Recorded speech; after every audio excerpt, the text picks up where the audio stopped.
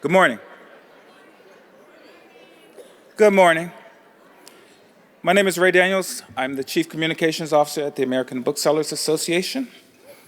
Thank you. Some days I look forward to the work a little bit more than others, and today is one of those days.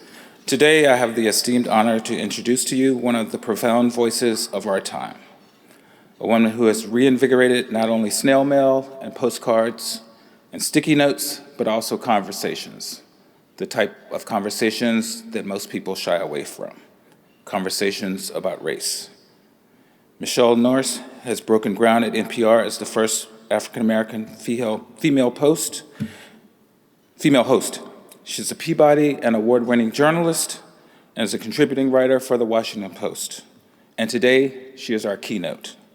Without further ado, please welcome Michele Norris.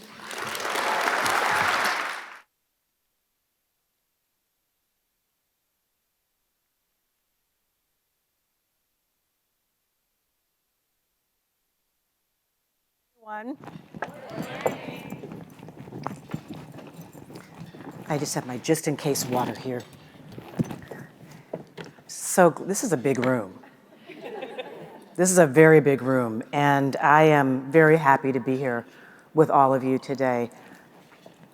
I love words, and I love books, and that means I love the people in this room.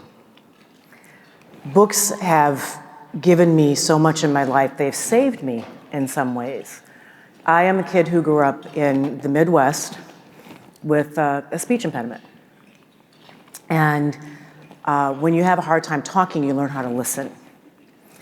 And when you have a hard time figuring out how to make your way in the world, you find worlds in books. And so thank you so much for what you do for all of us right now. I was doing a sound check earlier this morning, and they just asked me to say anything, and I thought about that sentence that we all had to learn how to type, for those of us who are old enough to still take typing. Do you remember typing classes? Now is the time for all good men. And I thought, no, now is the time for all good booksellers to come to the aid of this country.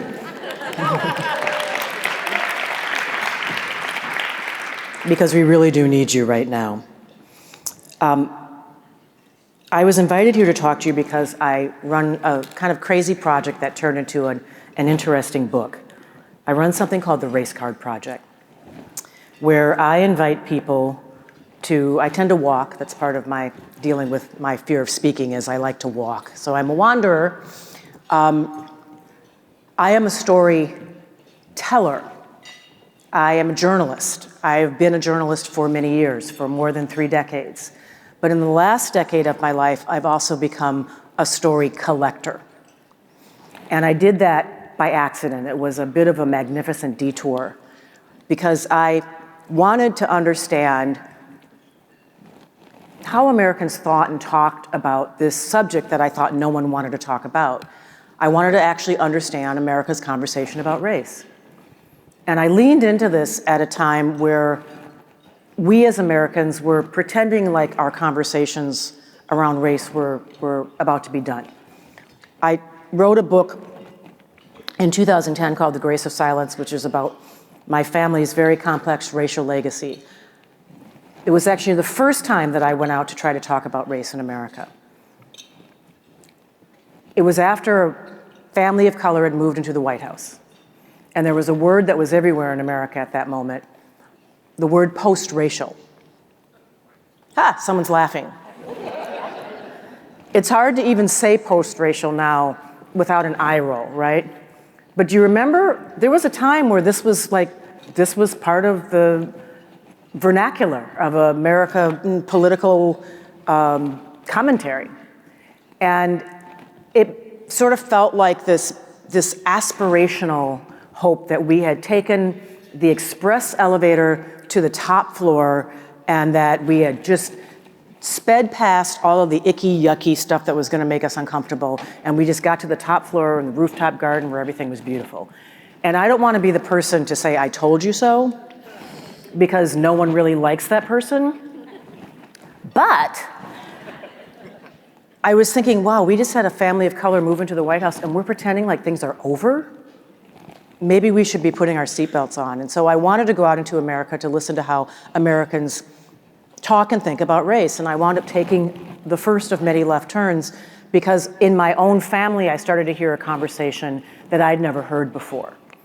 My older relatives were suddenly unburdening themselves and talking about things that they had kept from me. And I had learned significant family secrets. I learned that my father had been injured when he was trying to enter a building called the Pythian Temple in Birmingham, Alabama. If anyone's from Birmingham, you probably know this. It's in the Black Business District along 4th Avenue. He had just returned from his military service, and he was going into a building where they would have classes at night so people could learn as much as they could about the Constitution. Why? Because they had to pass a poll test if you wanted to vote. And when he tried to enter that building, a police officer tried to stop him, and he asserted his right to enter the building. This was unusual to me because my father was so zen, I couldn't imagine him standing up to a police officer. But he had just returned from his military service in the Navy, and he thought, I had fought for democracy overseas, let me see if I can get a taste of it back home in voting, and America wasn't ready for that. A scuffle ensued, and he was wounded when he was shot in his leg. Bullet grazed him. And I remember he had a scar, and I remember that he walked a certain way that was not a limp, but a little lilt in his step that I always thought was just a little bit more like a man putting a little bit of something in his step, in the way that, and I'm not trafficking in any kind of stereotypes, but in the way that black men can do. You know what I'm talking about? Denzel Washington? You know what I'm talking about? He just kind of, the way Barack Obama doesn't, he just chats, you know, runs up to the podium. But he never told my mother. He never told my sisters. He never told me. I learned about it from an uncle. On the other side of my family, I learned a secret from my mother's family that my grandmother was an itinerant Aunt Jemima. Yes. What does that mean? That my grandmother worked for Quaker Oats, and she was part of an army of women who traveled the country. When convenience cooking was new, she was going to Rotarian breakfasts and Knights of Columbus halls and county fairs, showing people how to use pancake mix and basically abandon the 4 ingredients that it takes to make pancakes, and instead using a box.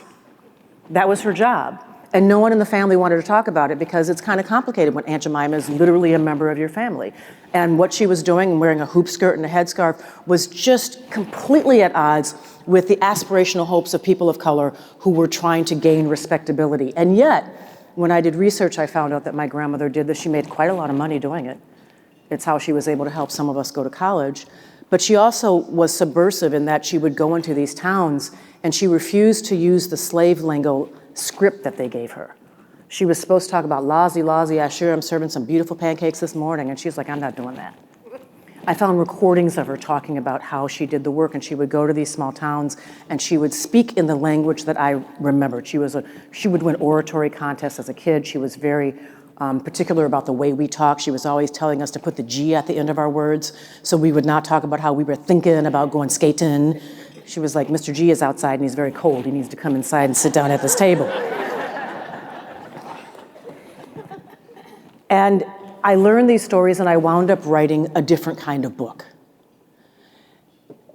And then when I went out into the world on a 35-city book tour, I wrote a book about race, and I thought I'm going to be talking to Americans about race, and I thought no one wanted to do that.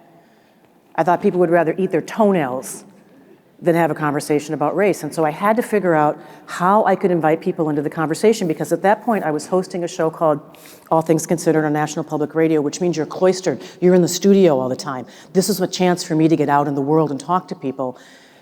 How do I get people to actually have an open conversation about race? I decided to invite them into the conversation through postcards. You have these on your table.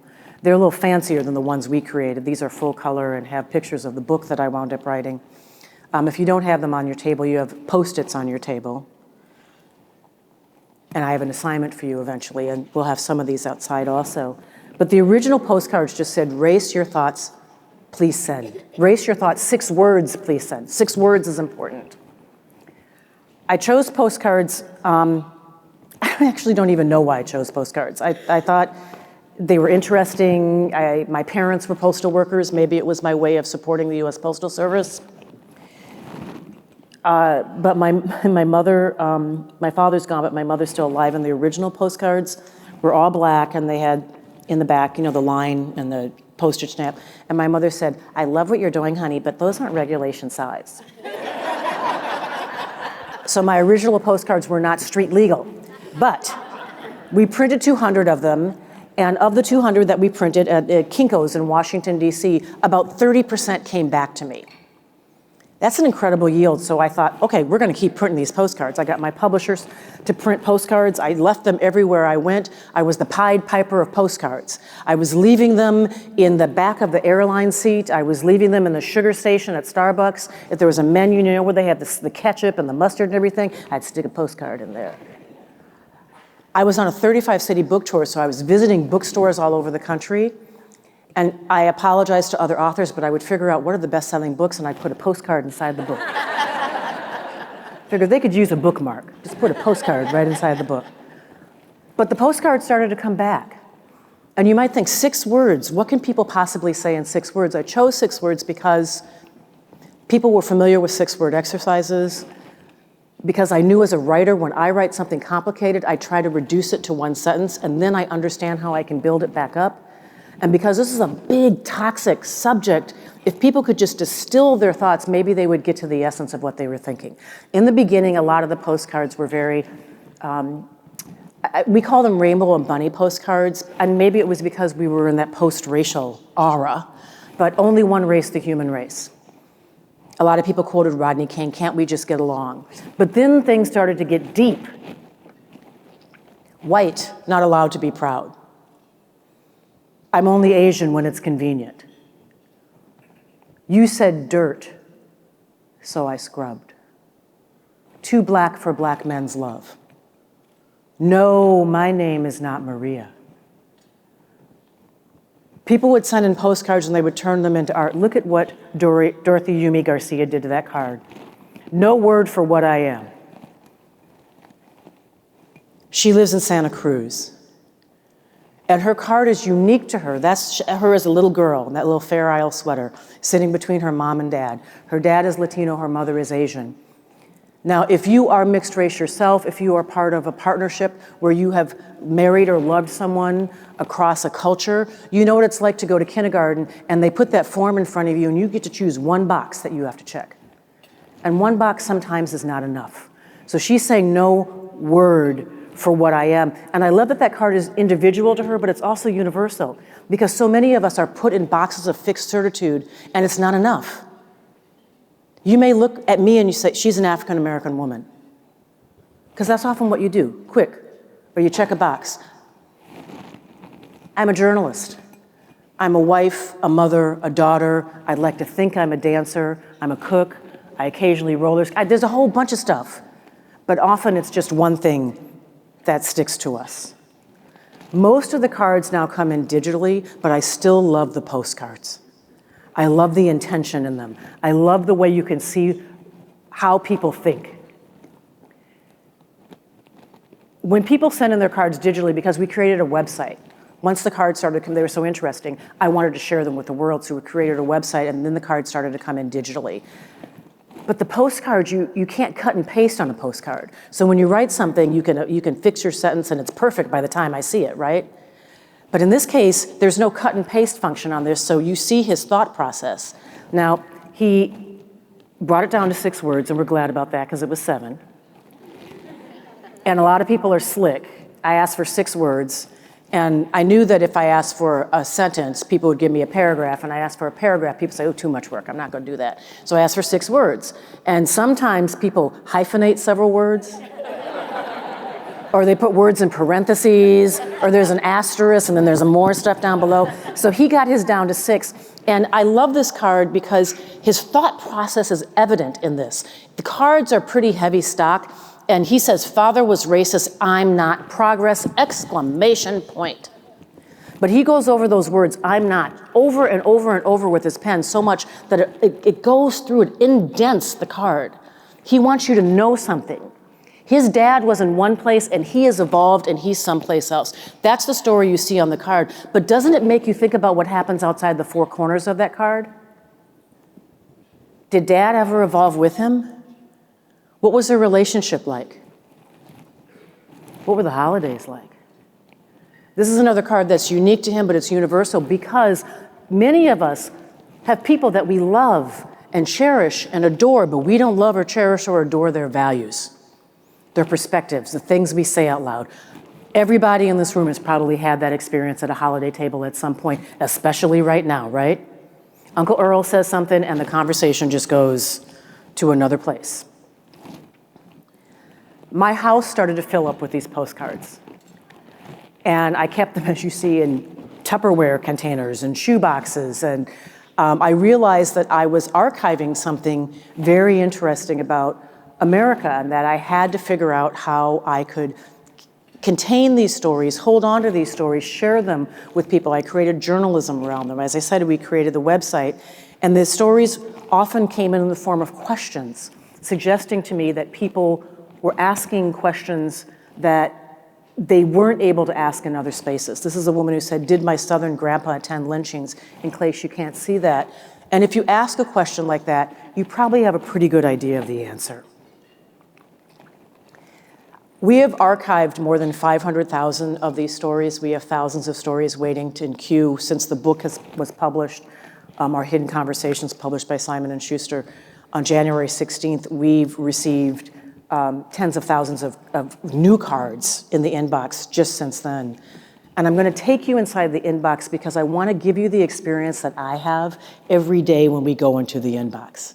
I work with a very small, teeny but mighty team maintaining this archive. And I included these photos here to help you understand that the stories that I'm about to share with you, they are included in the archive that I administer, but they're not my stories. I am a conservator of other people's truths. And at some point, my team suggested that we do a few things, and some of the things I agreed to and some of the things I fought, and this is another case where I'm admitting I was wrong. I created this project because I thought no one wanted to talk about race. Apparently, a lot of people do. And we added 2 words to the form that said anything else. So people would send in their 6 words on the form. When they sent it in digitally, anything else? And that was like opening a spigot. Oh, you want to know why I chose these 6 words? So people would send in paragraphs, essays, an entire treatise in some cases. And the team said, you know, we should include photographs. And I didn't want to include photographs. I was so afraid that the website would start to look like, and I apologize if anyone here works for Meta or Facebook or has relatives that do, but I was afraid that the website was going to look like Facebook, which to my mind looked like a messy teenage bedroom. I didn't know where my eye was supposed to go. There was all kinds of stuff all over the place. It was another example I was wrong. We asked people to include their photos and they adorned their essays, their 6-word essays in many cases, and the pictures themselves tell a story. So I wanted you to see the pictures to understand that these are individuals who were telling their own stories. And in some cases, sharing something that they're proud of. Look at that picture that she's holding. Sharing a moment that meant something to them. Oftentimes sharing pictures of them when they were young, because in many cases, the stories that they chose to share with us suggested that they were still adjudicating something that happened to them much earlier in their life. That little boy in that little outfit, how many of you had that outfit? Because I had something that looked just like it. It came from Sears or Montgomery Ward's. It was like Granimals and everything matched. So I'm going to take you inside the inbox to let you understand what it's like to listen to America singing all in its own octave around a subject that no one allegedly wanted to talk about. And I'd like to bring the room into this. Does anyone want to read these 6 words? Just shout them out if you don't mind. Anyone? Thank you. Thank you. We just met this morning. Isn't this interesting? Because she's telling us that she's feeling uncomfortable. This photo is so beautiful that we actually did forensics on it to make sure that it wasn't like enhanced in some way. It actually is a photo. We know what kind of phone it was taken on. Is there anything about this picture that suggests that she's uncomfortable? She looks like she has got it going on. And yet it is a reminder to us that maybe we shouldn't judge people because you never know what's actually going on. Who wants to read this one? Thank you. That's Kyle Lynn from Grand Rapids. And again, I had to check the photo because look at that photo. I thought, is that really them or is that did they just grab that from sort of iStock or something like that? That's actually the two of them. It's on their wedding night. They had a fantastic wedding photographer that caught them in this beautiful merengue moment. And I called him for two reasons because I said, Kyle, is that really you?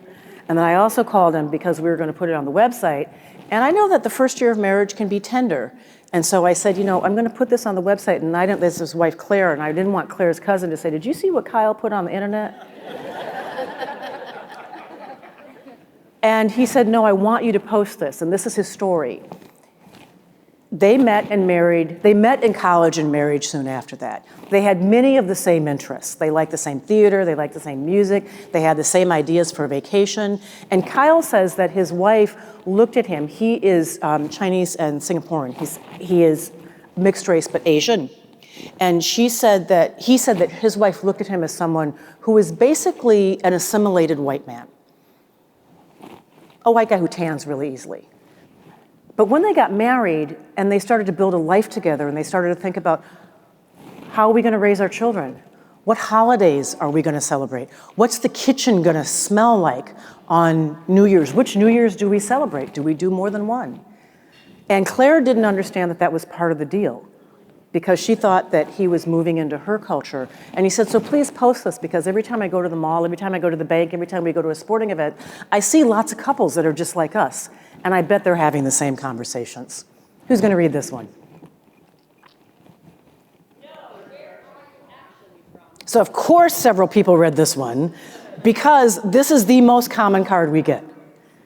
I've doing this for 14 years, archiving hundreds of thousands of cards. This is the card that comes in most often. Know where are you actually from? How many people in the room have had someone say some version of this? Where are you actually from? Where are you really from? A lot of hands go up. How many people have actually asked this question? But where are you really from? Or where are you from? Okay, I'm going to be honest, I've asked that question. I'm a journalist, but I also am interested. But now I know that I have to be careful about how I ask that question because sometimes it can be an irritant to people if it's the first thing you ask. That people feel like, what box am I going to put you in? So I know how to deal with you. Several of the people who send in these cards are much like, this is Shagun, and she's slick. She knows what people are after. So they say, where are you from? And she says, I'm from Naperville, Illinois. No, but where are you actually from? Oh, I'm from that part of Naperville that's near the mall, around from the Tasty Freeze. I mean, she knows exactly what the deal is, but she kind of pulls them along. And this is a card that actually was in the news fairly recently. A woman of color went to Buckingham Palace, and a member of the royal family asked her again and again, but no, she keeps saying, I'm English, I'm British. No, but where are you really, really actually from? So the lesson to me is when you ask the question, you have to accept whatever answer is given to you. Otherwise, people can make assumptions about where you're really coming from. And that's one of many lessons I've learned from this box. Who's going to read this one? And you read that with brio. Lady, I don't want your purse. At the Race Car Project, we would, over time, when we still carried business cards, everyone now has like a QR code instead of a business card. But we would dip into the inbox and choose different 6-word stories for our business cards. And so Melissa Bear, who's been with me since the very beginning on this, her 6 words on her business card said, Grandma, you can't say that anymore. And Amrit Dillon, who is South Asian, her 6 words said, no, I don't like spicy food. Because people assumed that since she was Indian that she would want the super hot food, and she's like, I can't eat it, it gives me indigestion, please. I always chose Lady, I don't want your purse. Because I like the way that Hiawatha was using humor to talk about a situation that is not always so funny. Again, I'm gonna ask the room. How many people have had the experience in this room, and I'm gonna ask you to be honest, all the way in the back, all the way in the right side, left side. You walk down the frozen food aisle at the grocery store, and you encounter someone who's a little bit different than you. You walk into an elevator and you encounter someone who's different from you, and you don't even know why you do it. You pat your wallet, You pull your bag a little closer. How many people will admit to doing that? How many people admit to driving in a neighborhood and you're in unfamiliar territory and you see people who don't look like you and you try to be a little bit slick about it and hit the lock on the car? You ever do that? But today the car locks are auditory. They're so loud that you hit the car or the lock and it's like, ka-choom. And someone looks at you and says, lady, I don't want your purse. Other side of this. How many people have had the experience of walking in that elevator or walking down the street and seeing someone hit the lock on their car, seeing someone pull their purse closer? Raise your hand high if that's happened to you. And when that happens, the people who pulled their purse a little bit closer probably move on with their day and they're done. The people who witness that move on with their day, but it lives inside them. It's one of the assumptions that we make about people and how that affects society. And now that I think about this, and maybe since I've shared this story with you, you'll think about that next time it happens. Why do I do that? What leads me to do that? Going in the inbox for me is like listening to a waterfall of voices. And when I wrote the book, I wanted the book to feel that way also. The book includes 13 essays that I wrote where I would reach into these cards and do research and do deeply reported essays, because many of these stories are the portal to a deeper story about American history, about how we live in America, about regional differences. But I also wanted the book to include this cascade of voices. And so there are almost 1,000 stories in the book, some of them just 6-word stories, some of them 6-word stories with backstories, some of them with photos. There are 287 photos in the book. The person who didn't want photos fought to make sure that there were photos inside the book. But this gives you a sense of what it feels like when I go into the inbox. Things that you generally don't hear people say out loud. You know that you're in a special space when every day in your inbox someone shares something with you that they've never shared with anybody else. Hated for being a white cop. I have covered so many incidences where we have seen, all of us, Black death on small screens, police killings around America. But the one group of people that I rarely get a chance to talk to are the police officers, because usually they can't talk because of FOP rules, because of litigation. But in this case, over 14 years in the inbox, we've had several cases where police officers have sent in their stories and have said, I actually do have something to say, I just don't have a place where I can say it. That's Brent Mizell, who wrote to me from Nacogdoches, Texas. I hope I said the name of that town right. Thank you. She said, perfect, thank you. And he talks about what it's like to wear the blue and how everywhere he goes, everyone assumes that he's a certain kind of guy. And he faces a wall of hatred everywhere he goes. And he told me a story that when he went into a restaurant once, he was using the bathroom and he saw someone spitting into the food. And he realized that the person who was spitting into the food was the server that was going to his table. That's the kind of hatred that he faces. And he joined the force because he said he wanted to protect and to serve. He retired. He went back to work on the force because he's got a son and a nephew who are also working in law enforcement. He went to work for the sheriff's office because he says if there's going to be a change, I want to be a part of it and I want to share my voice. I'm not the paralegal, I'm counsel. This is a woman who walks into a room, and it's kind of the corollary to Lady, I Don't Want Your Purse. When she walks into a room, people are always assuming that she's there to get the yellow pads, to get the coffee, to set up the room. And actually, her name is on the masthead at the law firm. One of the reasons I like this story is she says she still struggles with what to say in that moment. Does she put her hands on her hip and say, well, why would you say that to me? I'm actually the lawyer. She usually just goes along with it because she needs to keep things moving because lawyers are billed on the hour. But she says every time it happens, she wonders, what should I have said? What should she have said? Is it a teachable moment? Do you go back and do an after-action report? She, like many of us, then winds up thinking about it for a long time.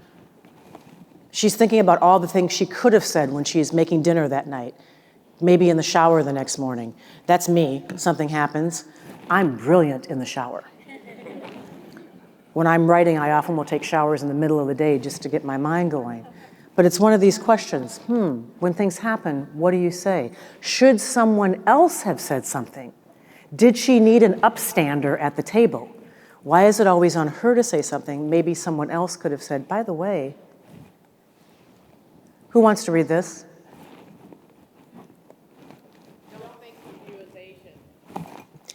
That's Dan, and he's heard that all his life.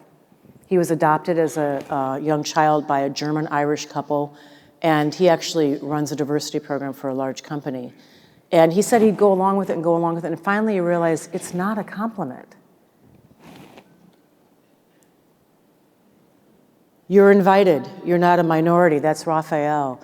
He was working as a young man. This picture is about 25 years old. He was working at a big financial house, and he got invited to the special luncheon. And he was very excited because it was a luncheon where you got to have lunch with the principals at the firm. And he goes there, and he actually goes with all the other interns, and he realizes before the lunch that everybody else who's going is either Asian, Latino, or Black or Indigenous. They're minorities, obvious minorities of one kind or another. He goes over to HR, which is right around the corner, and says, I don't think I'm supposed to be over there. And she says, but your name is Raphael. And he said, but I'm Italian. And she says, it's a free lunch. Just go to the lunch. So he goes to the lunch, and he has a great time, and he gets to meet people whose offices are usually on high floors and corner offices. And 25 years later, he's still thinking about this because he can't figure out if this was a good thing or a bad thing.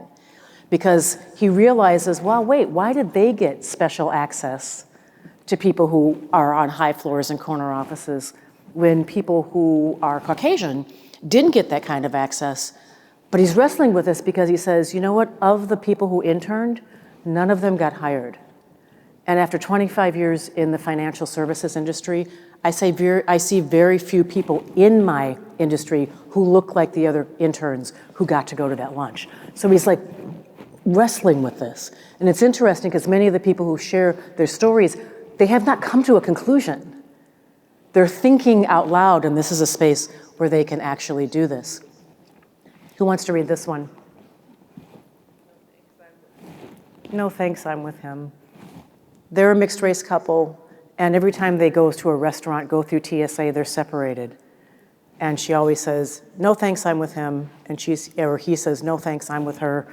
And again, assumptions that are made. Who wants to read this one? This was one of the earlier cards we got, that's Celeste. She's one of our Race Card Project babies. We've watched her grow up. She sent in her card when she graduated from college. And this project, in some ways, is perfect for a moment where people are thinking out loud on Twitter, Snapchat, Instagram. This went out on what my mother calls the Twitter. And no one calls it the Twitter because it's now something else.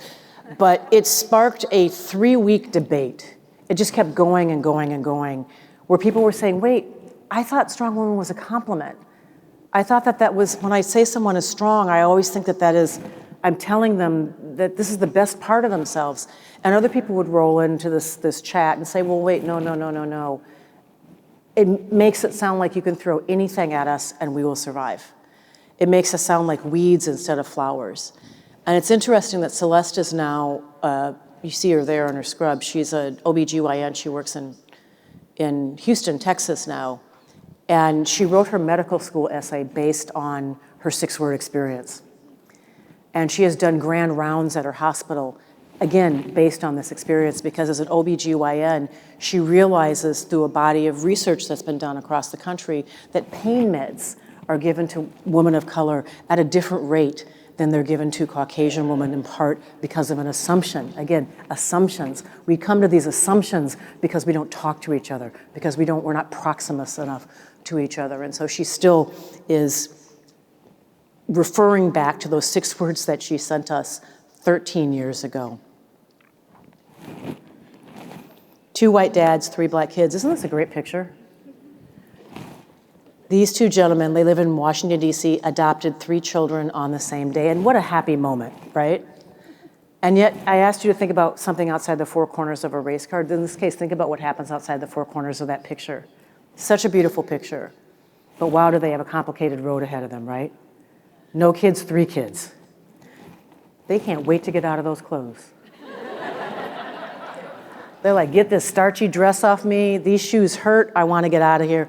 But also, they have to learn how to do hair, right?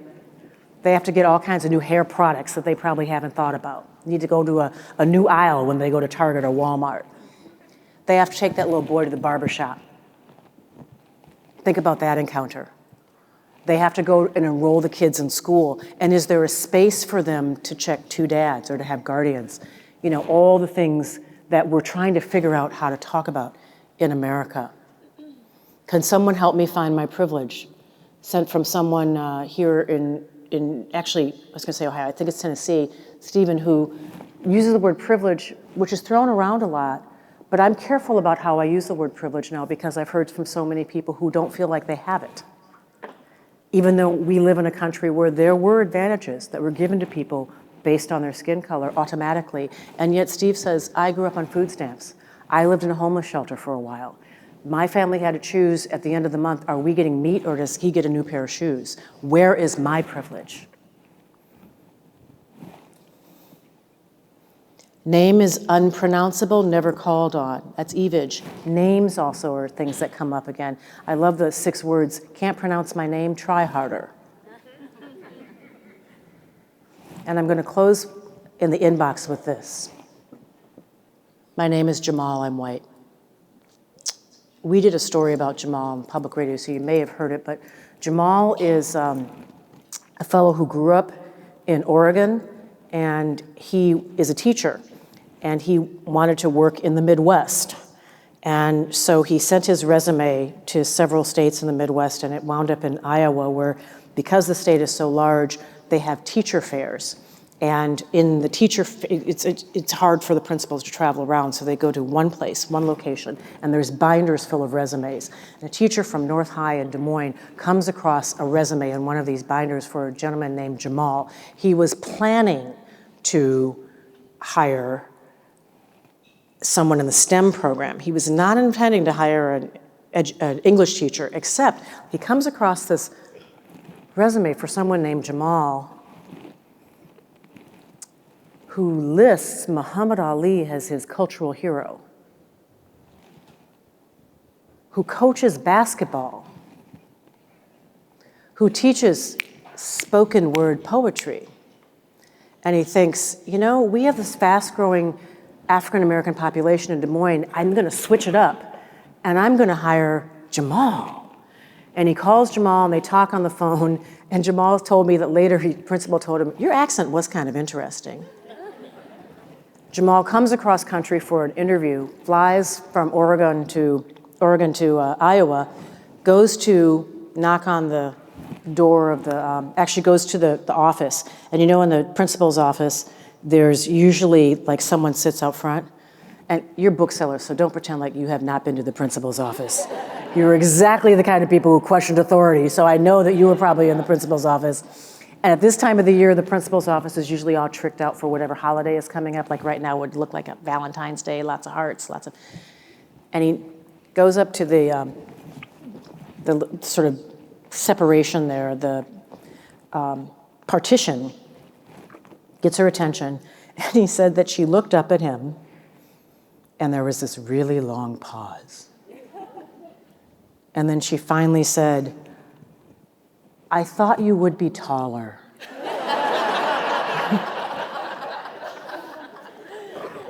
And that's Jamal. And again, hired because of assumptions, because they thought one thing, but yet Jamal goes to Des Moines and introduces diversity in his own right. He grew up in Oregon in between a llama farm and a commune. He gets pulled over at TSA all the time because of his name, and it's always random, but do we think it's really random? He goes out to eat with his friends, and they always give him if he's with a group of people, and some of them are people of color, he gets the check with the credit card that says Chris or Bob, and his friend who's Chris or Bob, who has darker skin, gets the card that says Jamal. So again, all kinds of assumptions. But his story reminds us that we have to be careful about assumptions. I started this project because I thought no one wanted to talk about race. And 500,000 stories plus later, I now realize that people do, and they're just looking for the right on-ramp.